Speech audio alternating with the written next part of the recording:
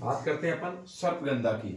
तो सर्पगंधा ये बहुत अच्छी मेडिसिन होती है, बीपी वाले पेशेंट के लिए यूज की जाती है आयुर्वेद में। जो भी ब्लड प्रेशर की समस्या से परेशान रहते हैं उनको सर्पगंधा घनवटी जरूर उपयोग करनी चाहिए।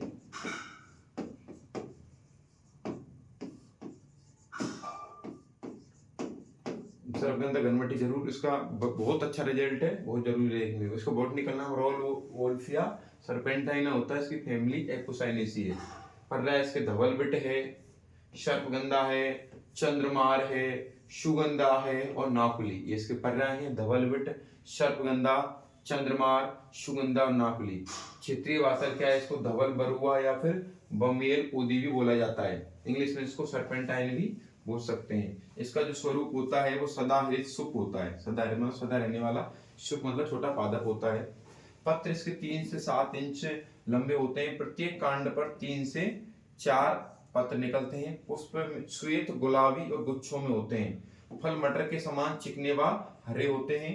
मूल दृढ़ लगभग 1 फुट टेढ़े मेढ़े और गांठदार होती है। उत्पत्ति स्थान प्राय सर्वत्र भारत में होता है। अब अपन आगे चलते हैं। रसपंचक की बात करें तो इसका रस है तिक्त,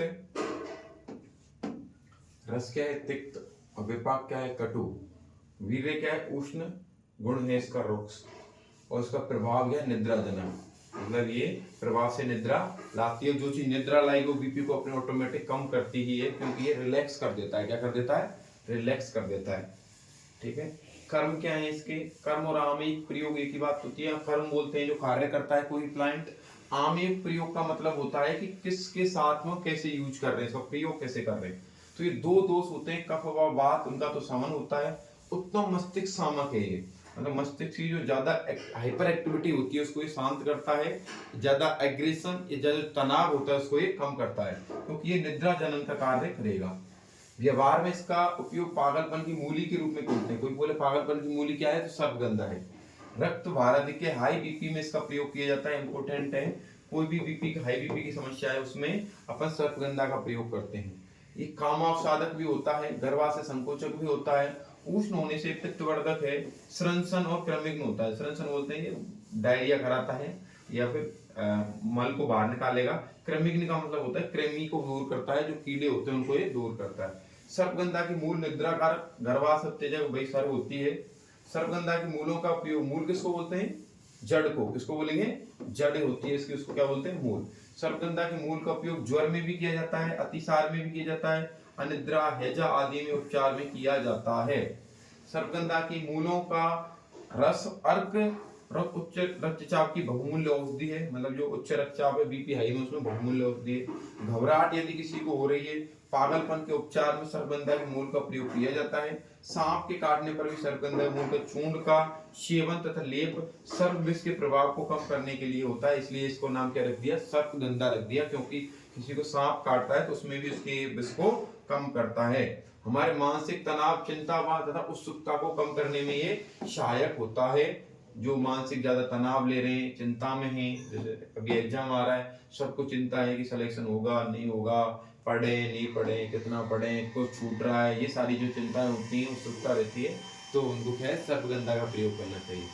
विशिष्ट योग क्या है इसका? सर्पगंधा का चूर्ण है और सर्पगंधा घनवटी है।